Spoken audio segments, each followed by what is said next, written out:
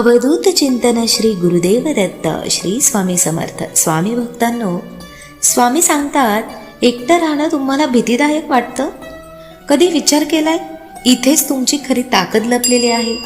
नेहमी कोणीतरी सोबत असायलाच पाहिजे असं नाही. कधी एकटं बाहेर जाणं, एकटं फिरणं आणि स्वतःसाठी वेळ काढणं खूप गरजेचं असतं.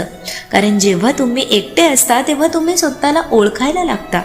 लोक काय म्हणतील या विचारामुळे आपण स्वतःलाच थांबवतो. पण खरं शिकणं ते अनुभवातून येतं. सुरुवातीला एकटं वाटेल, थोडं ऑकवर्ड वाटेल, पण हळूहळू तुम्हाला तुमचा आत्मविश्वास वाढेल, मन मजबूत होईल, तुमचा आत्मविश्वास वाढेल आणि निर्णय घेणं सोपं होईल.